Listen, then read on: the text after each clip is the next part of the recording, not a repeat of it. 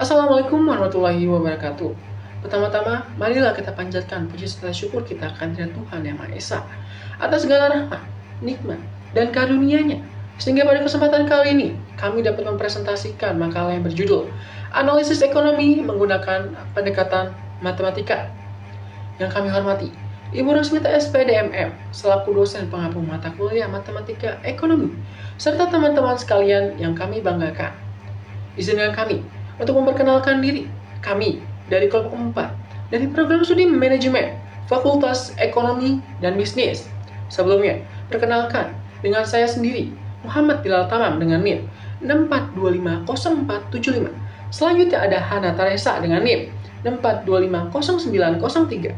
Selanjutnya ada Kailana Syafitri dengan NIM 64250897. Dilanjut dengan Kafka Sefra Zafranova dengan NIM 64250580. Dan yang terakhir ada Christina Angelika dengan NIM 64250855. Makalah ini disusun sebagai salah satu tugas mata kuliah Matematika Ekonomi dengan tujuan untuk memahami dan menerapkan konsep-konsep matematika dalam menganalisis berbagai permasalahan ekonomi, sehingga dapat menambah wawasan dan pemahaman kami terhadap materi yang telah dipelajari.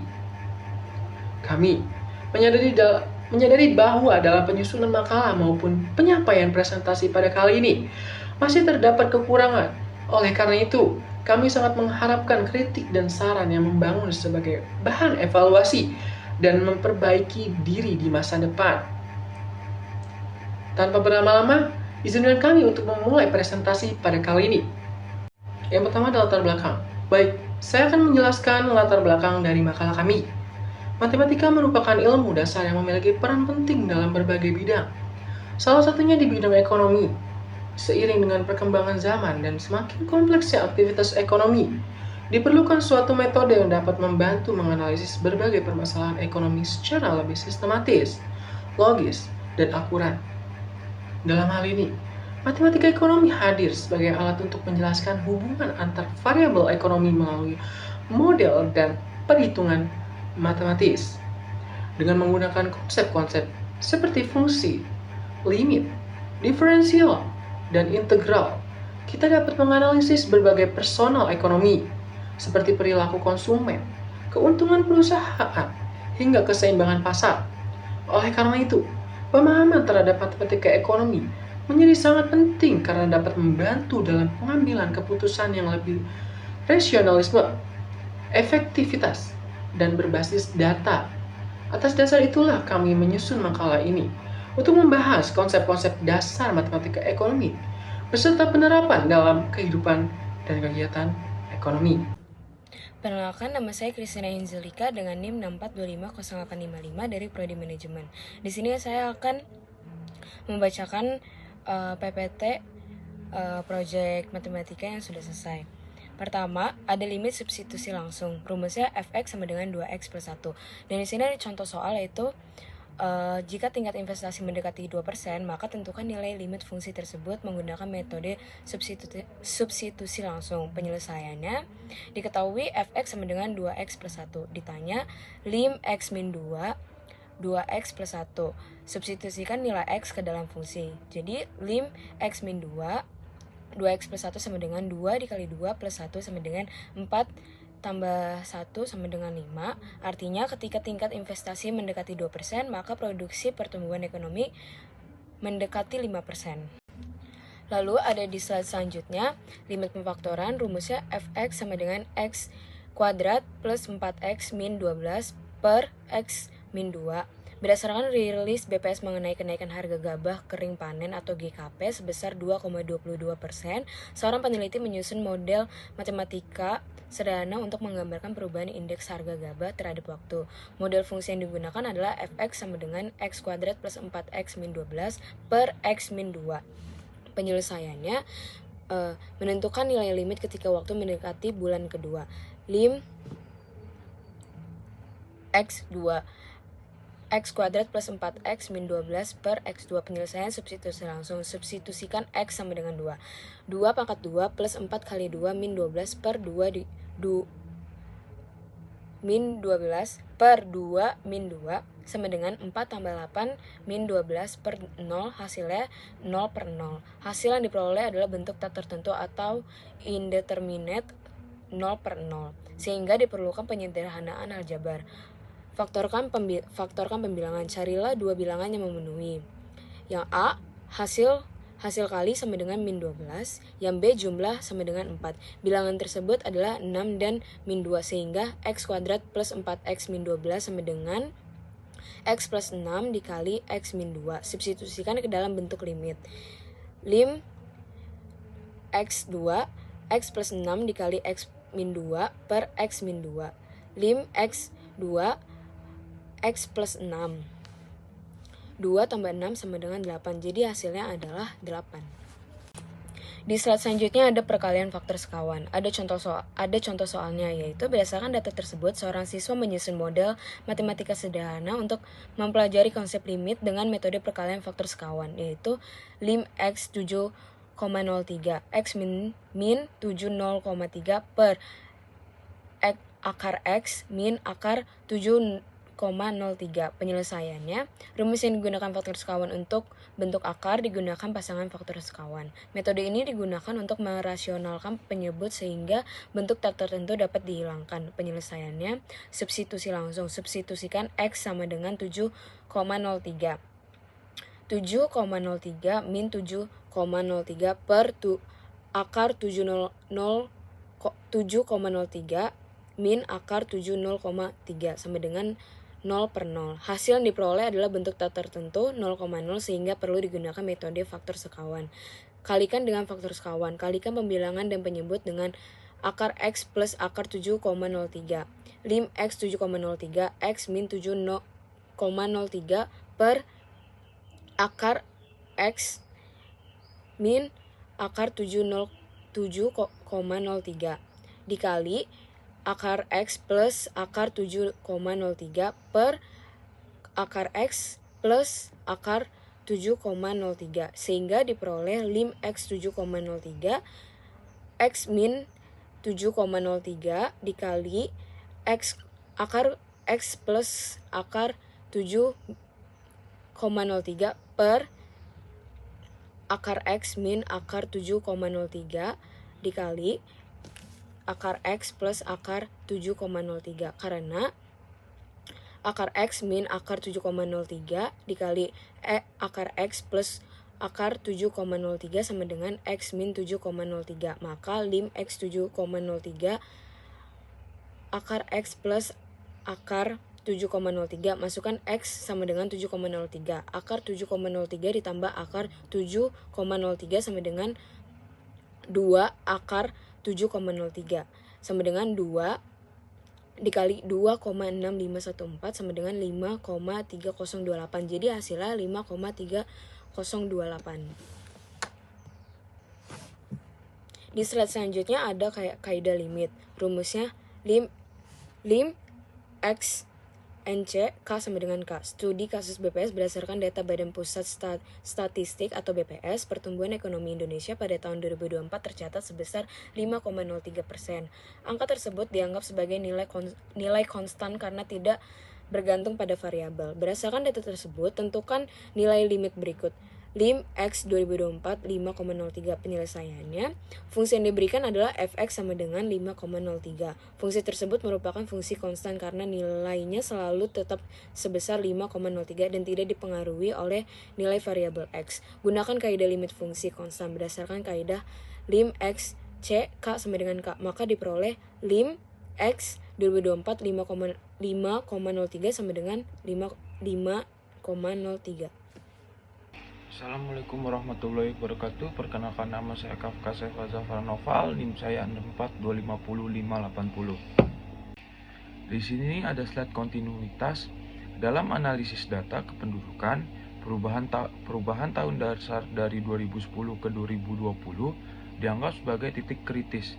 Jika nilai limit kiri suatu fungsi laju pertumbuhan adalah 1,15% dan limit kanan adalah 1,15%, tetapi nilai aktual tahun 2021 adalah 1,5%. Apakah fungsi kontinu penyelesaiannya tidak kontinu, karena syarat kontinu adalah limit sama dengan plus 12021 dikurang L dalam kurung T sama dengan plus 7202 sama dengan plus 2021 di plus L dalam kurung T sama dengan L dalam kurung 2021. Meskipun kedua limit sama 1,15%, nilai fungsi berbeda 1,05%. Halo semua, perkenalkan nama saya Muhammad Bilal Tamam dengan NIM 6425047 Saya akan menjelaskan 4 materi. Untuk materi yang pertama ada perilaku konsumen. Untuk yang kedua ada elastisitas permintaan. Untuk yang ketiga ada elastisitas penawaran. Dan yang terakhir ada elastisitas produksi. Oke, untuk yang pertama ada perilaku konsumen. Perilaku konsumen adalah seluruh tindakan, proses, dan keputusan yang dilakukan oleh individu maupun rumah tangga dalam hal memilih, membeli, menggunakan, serta menghabiskan barang dan jasa untuk memenuhi kebutuhan serta keinginan. Bagi pelaku usaha, memahami perilaku konsumen sangat berguna untuk menentukan jenis barang apa saja yang akan diproduksi, berapa jumlahnya, serta bagaimana cara mendistribusikan agar dapat diterima dan laku terjual di pasar. Sedangkan bagi pemerintah, informasi ini menjadi dasar dalam menyusun kebijakan ekonomi yang lebih tepat sasaran. Dalam ilmu ekonomi, perilaku konsumen memiliki tujuan utama yaitu mencapai tingkat kepuasan dan manfaat yang sebesar-besarnya dari barang dan jasa yang dikonsumsinya. Berdasarkan data BPS, rata-rata pengeluaran rumah tangga untuk kebutuhan makanan mencapai 2.500.000 per bulan, sedangkan untuk kebutuhan non-makanan sekitar 1.800.000 per bulan. Sebagian besar pendapatan ini dialokasikan untuk membeli kebutuhan pokok sehari-hari seperti beras, telur, minyak goreng, dan sayur-sayuran. Misalnya, ketika harga beras naik dari harga 12.000 per kilogram menjadi harga 13.200 per kilogram, keluarga tersebut tetap membelinya. Alasannya sederhana, karena beras merupakan makanan pokok yang dikonsumsi setiap hari dan tidak dapat digantikan begitu saja dengan barang lain.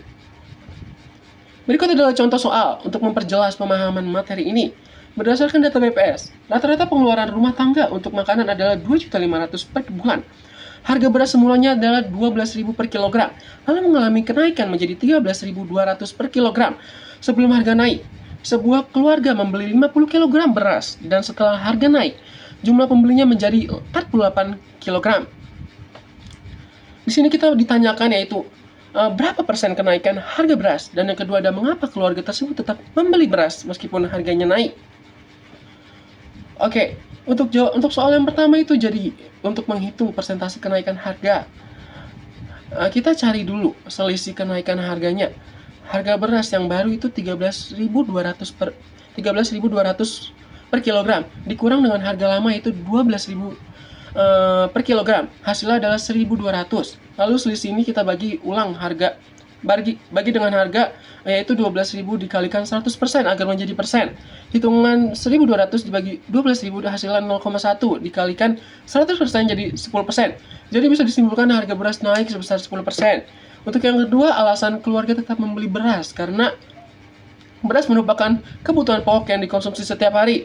Meskipun harganya naik, jumlah pembelinya hanya turun sedikit dari 50 kg menjadi 48 kg.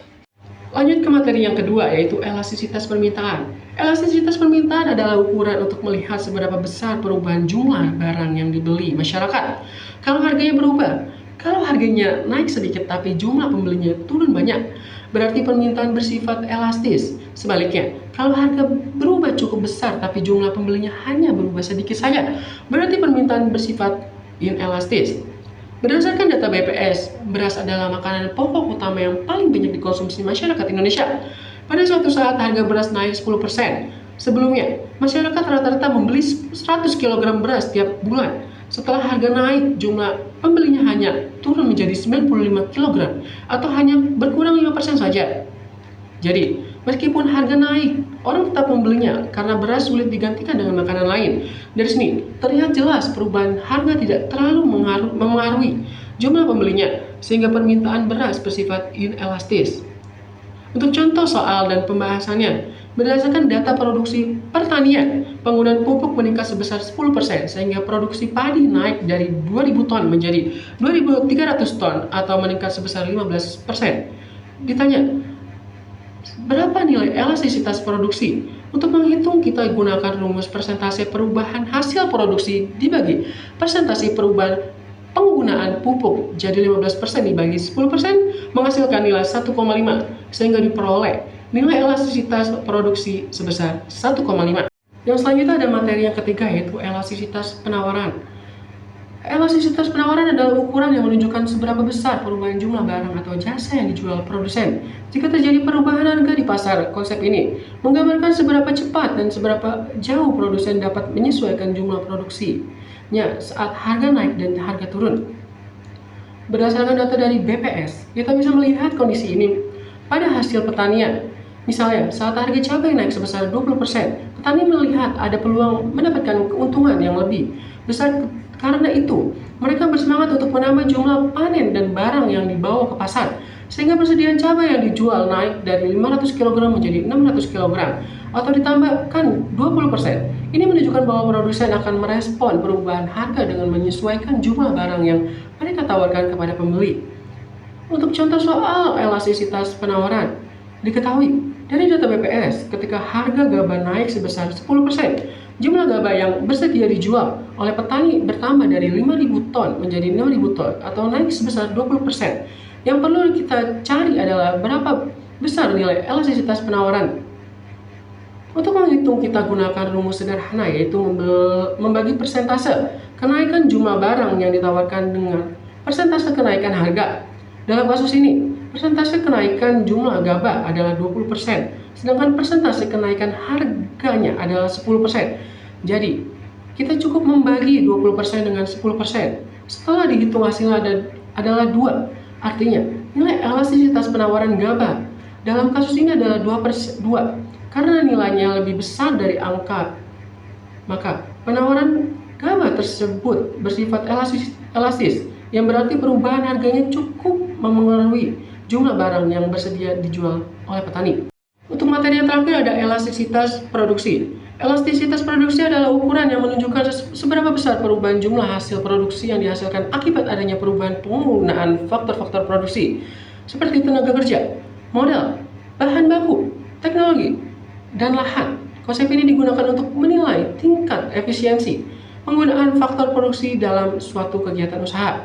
Berdasarkan data produksi pertanian yang dipublikasi oleh BPS, peningkatan penggunaan faktor produksi terbukti memengaruhi hasil panen. Misalnya, seorang petani menambahkan penggunaan pupuk dan tenaga kerja sebesar 10% untuk meningkatkan kesuburan lahannya. Setelah penambahan itu dilakukan, hasil panen menjadi peningkat dari 2.000 kg menjadi 2.300 kg, atau naik sebesar 15%. Kenaikan hasil panen yang lebih besar dibandingkan persentase penambahan sarana produksi ini menunjukkan bahwa penggunaan pupuk dan tenaga kerja masih efektif dalam menaikkan jumlah hasil, sehingga petani bisa mendapatkan panen yang lebih banyak dan mendapatkan peningkatan.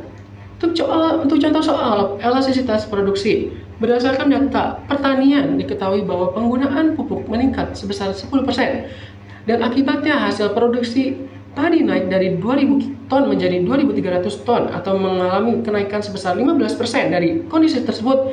Yang perlu dihitung adalah beberapa besar nilai elastisitas produksi. Untuk menghitungnya digunakan rumus elastisitas produksi, sama dengan persentase perubahan hasil produksi dibagi persentase perubahan penggunaan faktor produksi. Dalam kasus ini, persentase kenaikan hasil panen atau keluaran adalah 15%, sedangkan persentase kenaikan penggunaan pupuk atau masukan adalah 10%, sehingga hasil perlu membagi angka 15% dengan 10%. Setelah dilakukan perhitungan, didapatkan hasil sebesar 1,5. Artinya, nilai elastisitas produksi pada kasus ini adalah 1,5. Angka ini menunjukkan bahwa setiap penambahan 10%, sarana produksi akan memberikan kenaikan hasil panen sebesar 15%, sehingga pupuk tersebut menjadi teknologi efektif menguntungkan bagi usaha petani. Slide selanjutnya ada penerapan diferensial untuk keuntungan maksimum. Tentukan fungsi pendapatan total TR dan fungsi keuntungan N dari perusahaan tersebut. Menentukan fungsi TR. TR sama dengan P kali Q sama dengan 2000 dikurang 0,02 Q dikali Q. TR sama dengan 2000 Q dikurang 0,002 Q pangkat 2. Menentukan fungsi keuntungan. N sama dengan TR kurang TC. N sama dengan 2000Q dikurang 0,002Q pangkat 2 dikurang 0,001Q. 2 ditambah 500Q ditambah 150. N sama dengan 0,03Q pangkat 2 ditambah 1500Q dikurang 150Q. Assalamualaikum warahmatullahi wabarakatuh. Perkenalkan, nama saya Kailan Nursya Fitri dari program studi manajemen dengan NIM 64250897. Di sini saya akan menjelaskan materi tentang penerapan integral tak tentu dalam ekonomi. Biaya total dari biaya marginal. Biaya marginal atau marginal cost adalah perubahan total biaya yang muncul akibat penambahan jumlah produksi barang atau jasa dalam suatu proses bisnis. Konsep ini penting dalam akuntansi biaya dan manajemen produksi untuk membantu perusahaan menentukan efisiensi operasional. Contoh soal biaya total dari biaya marginal. Berdasarkan data BPS, jumlah kunjungan Wisman ke Indonesia pada April 2026 mencapai 1,25 juta kunjungan. Untuk meningkatkan kunjungan Wisman tersebut, pemerintah melakukan berbagai program promosi pariwisata. Biaya marginal promosi wisata dinyatakan dengan fungsi MC sama dengan 2Q pangkat 2 dikurang 5Q dikurang 8, dengan Q merupakan jumlah program promosi wisata. Pertanyaannya, tentukan persamaan biaya total yaitu C dan tentukan persamaan biaya rata-rata yaitu AC. Untuk menjawab soal tersebut, tulis diketahuinya, yaitu MC sama dengan 2Q pangkat 2 dikurang 5Q dikurang 8. Lalu kita bisa menjawab soal yang pertama, yaitu menentukan persamaan biaya total. Biaya total rumusnya adalah C sama dengan integral dari MC dQ. Jadi C sama dengan integral 2Q pangkat 2 dikurang 5Q dikurang 8 dQ. Nah, jadi Q pangkat Q itu ditambah 1 dan ditaruh di bawah jadi per gitu. Jadi C sama dengan 2Q pangkat 3 per 3 dikurang 5Q pangkat 2 per 2 dikurang 8Q tambah K. C sama dengan 2 per 3 Q pangkat 3 dikurang 5 per 2 Q pangkat 2 dikurang 8 Q tambah K. Jadi persamaan biaya totalnya adalah C sama dengan 2 per 3 Q pangkat 3 dikurang 5 per 2 Q pangkat 2 dikurang 8 Q per tambah K. Nah, untuk soal yang kedua yaitu menentukan persamaan biaya rata-rata atau AC. Rumus dari biaya rata-rata yaitu AC sama dengan C dibagi Q. Jadi AC masukkan hasil C yang AC masukkan hasil C yang tadi yaitu 2 per 3 Q pangkat 3 dikurang 5 per 2 Q pangkat 2 dikurang 8 Q tambah K dibagi Q. Jadi AC sama dengan 2 per 3 Q pangkat 2 dikurang 5 per 2 Q dikurang 8 ditambah K per Q. Jadi persamaan biaya rata-ratanya adalah AC 2 per 3 Q pangkat 2 dikurang 5 per 2 Q dikurang 8 ditambah K per Q. Penerimaan total dari penerimaan marginal. Penerimaan total adalah keseluruhan pendapatan dari hasil penjualan produk, sedangkan penerimaan marginal adalah tambahan penerimaan yang diperoleh dari penjual satu unit tambahan barang. Contoh soal penerimaan total dari penerimaan marginal. Berdasarkan data NTP Januari sampai Mei 2026, diketahui NTP subsektor tanaman hortikultura sebesar 133,97. Misalkan, penerimaan marginal petani hortikultura dinyatakan oleh fungsi MR sama dengan 20 dikurang 2Q, dengan Q merupakan jumlah unit hasil produksi yang dijual. Tentukan yang pertama persamaan penerimaan total atau R, yang kedua persamaan penerimaan rata-rata atau AR. Untuk menjawab soal tersebut, tulis diketahuinya. Diketahui ML sama dengan 20 dikurang 2Q. Lalu kita dapat menjawab dua soal yang ada. Soal yang pertama yaitu menentukan persamaan penerimaan total atau R. Penerimaan total atau R mempunyai rumus R sama dengan integral dari MR dQ. R sama dengan integral 20 dikurang 2Q dQ. R sama dengan 20Q dikurang 2Q pangkat 2 per 2 ditambah K. R sama dengan 20Q dikurang Q pangkat 2 ditambah K. Dalam persamaan penerimaan total, konstanta Q bernilai 0, sehingga R sama dengan 20Q dikurang Q pangkat 2. Jadi, persamaan penerimaan total adalah R sama dengan 20Q dikurang Q pangkat 2. Soal yang kedua yaitu menentukan persamaan penerimaan rata-rata atau AR. Rumus penerimaan rata-rata adalah AR sama dengan R dibagi Q. AR sama dengan 20Q dikurang Q pangkat 2 per Q. Hasilnya AR sama dengan 20 dikurang Q. Jadi persamaan penerimaan rata-ratanya yaitu AR sama dengan 20 dikurang Q. Utilitas total dari utilitas marginal. Utilitas total atau total utility merupakan total kepuasan atau kegunaan yang diperoleh dari mengkonsumsi jumlah keseluruhan barang atau jasa. Ini mencakup seluruh tingkat kepuasan dari seluruh jumlah konsumsi yang ada. Contoh soal utilitas total dari utilitas marginal.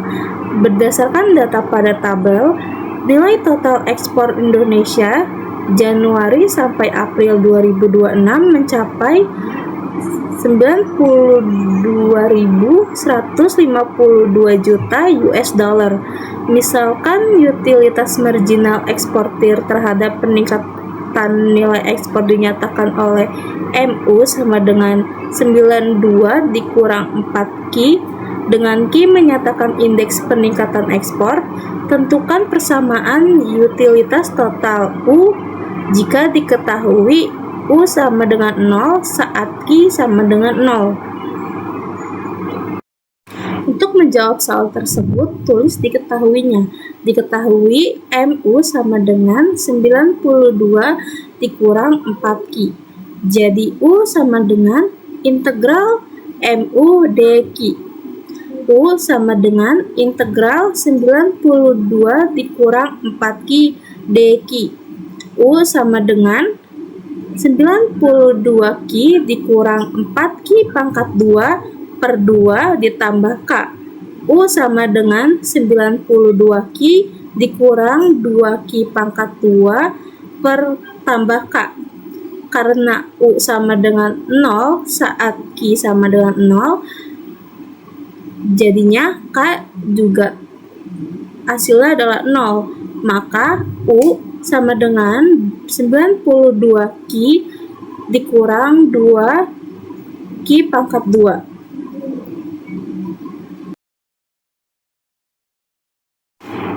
Produk total dari produk marginal. Produksi marginal atau produk marginal merupakan formula yang akan digunakan untuk menentukan faktor produksi bisnis lainnya dalam suatu perusahaan.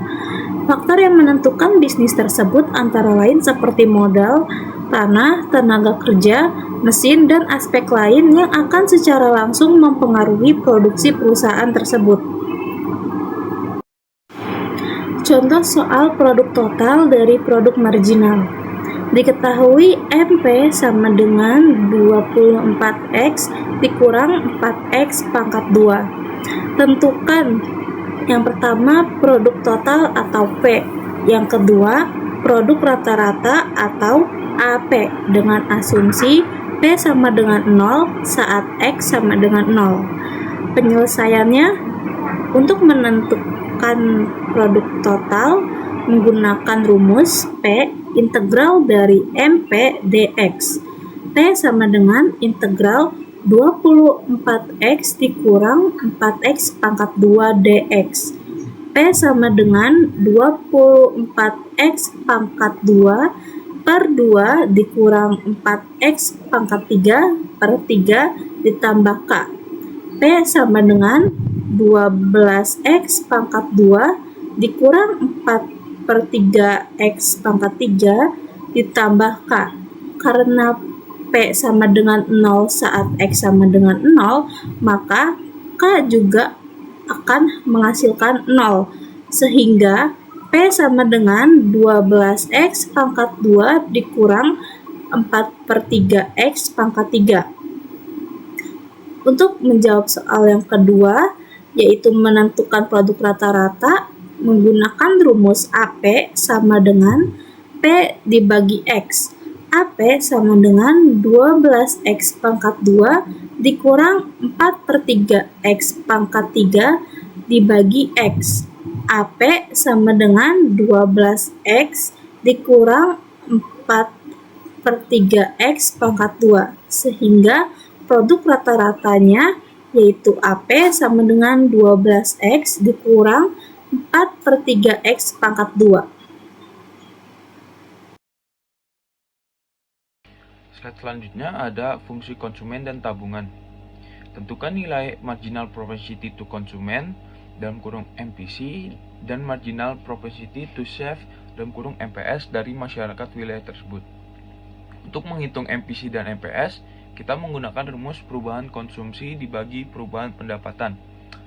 AC sama dengan 1.800 dikurang 1.200 sama dengan 600. AY sama dengan 2.500 dikurang 1.500 sama dengan 1 juta. MPC itu sama dengan AY per AC sama dengan 1 juta per 600 sama dengan 1,67. Karena total alokasi tambahan pendapatan hanya untuk konsumsi dan tabungan, maka nilainya MPS sama dengan 1 kurang MPC. MPS sama dengan 1 kurang 1,67 sama dengan minus 0,67. Nilai MPC sama dengan 1,67 dan MPS sama dengan 0,67. Oke, saya di sini Hana Teresa dengan NIM 64250903. Di sini saya akan menjelaskan tentang surplus konsumen. Sebelumnya, surplus konsumen adalah sebuah keuntungan atau manfaat yang diperoleh oleh konsumen karena mereka dapat membeli suatu barang dengan harga yang lebih rendah daripada harga maksimum yang sebenarnya. Rumus surplus konsumen adalah CS sama dengan integral Q0 0. F buka kurung Q tutup kurung D buka kurung Q tutup kurung min Q0 P0.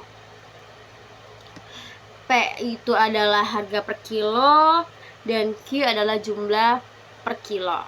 Oke, yang pertama di sini kita akan membahas tentang surplus konsumen beras. Berdasarkan data BPS, pada April 2026, luas panen padi mencapai 1,40 juta hektar dengan produksi padi sebesar 7,63 juta ton gabah kering giling. Meskipun terjadi sebuah penurunan dibanding tahun 2025 pada bulan April, produksi padi tetap tergolong besar sehingga kebutuhan masyarakat dapat terpenuhi. Nah, ketersediaan beras yang cukup di pasar membantu menjaga harga beras tetap terjangkau, sehingga konsumen memperoleh manfaat ekonomi yang juga disebut dengan surplus. Oke, contoh soalnya, Berdasarkan data BPS pada April tahun 2026, produksi padi mencapai 7,63 ton, sehingga keterbatasan beras di pasar tetap tinggi dan harga beras menjadi 8.000 per kilo. Misalkan fungsi permintaan beras adalah P sama dengan 20.000 min 2Q. Jawabannya P0 sama dengan 8.000, 8.000 sama dengan 20.000 min 2Q. 2Q sama dengan 12.000, Q sama dengan 6.000. Kenapa bisa seperti itu? Karena 20.000 dikurang 8.000 sama dengan 12.000. 12.000 dibagi 2Q sama dengan 6.000.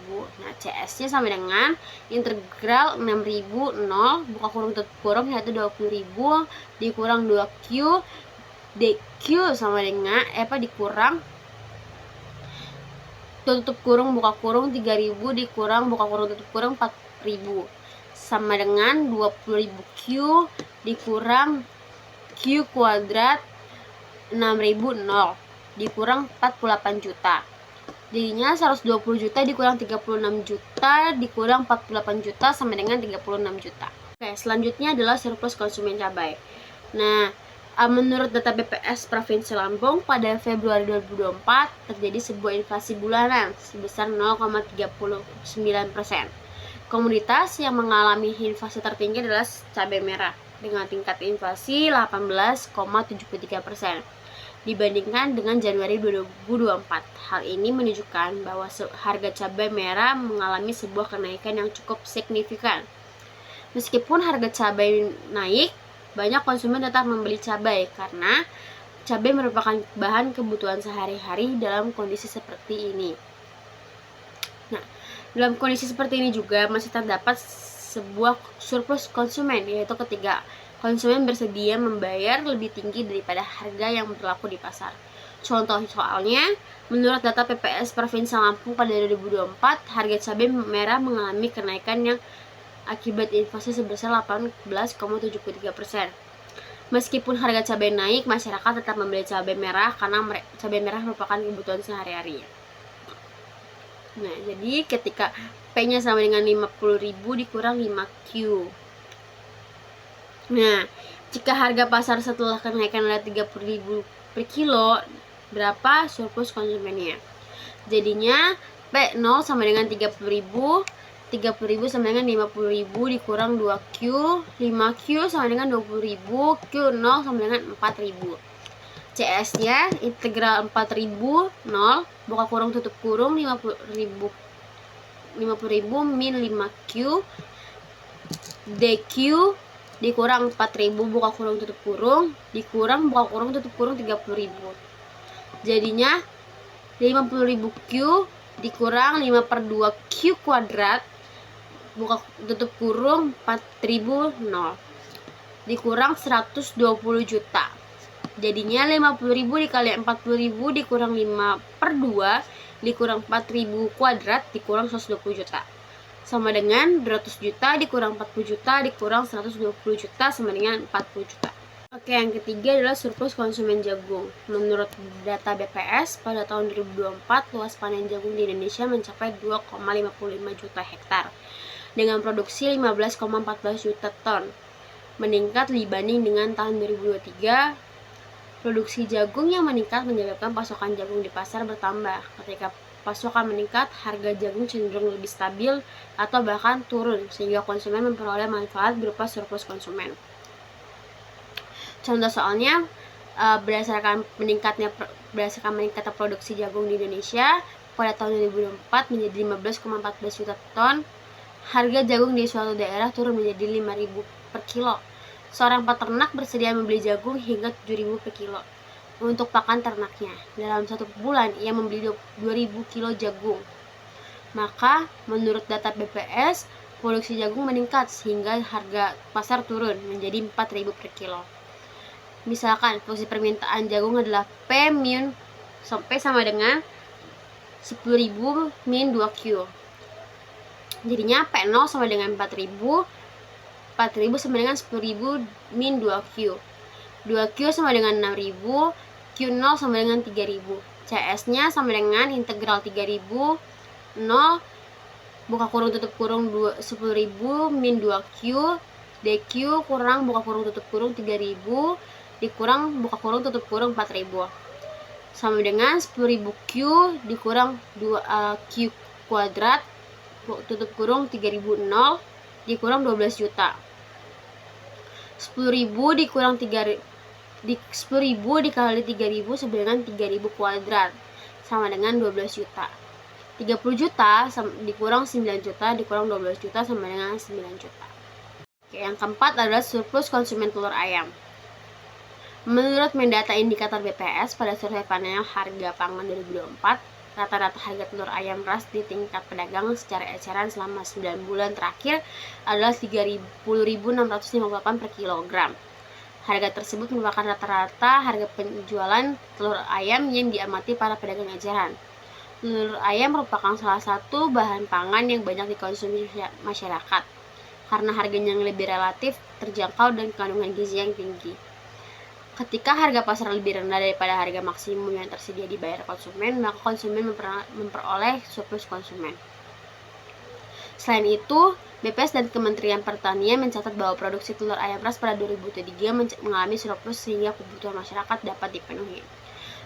Jadi, contohnya, menurut Mendata Indikator BPS dalam survei panel harga 2024, rata-rata harga telur ayam ras di tingkat pedagang eceran selama 9 bulan terakhir adalah 30.658 per kilogram. P-nya sama dengan 50.658 dikurang 2Q. P0-nya sama dengan 30.658 rupiah. 30.658 rupiah sama dengan 50.658 rupiah dikurang 2Q. 2Q sama dengan 20.000, Q sama dengan 10.000, Q0-nya.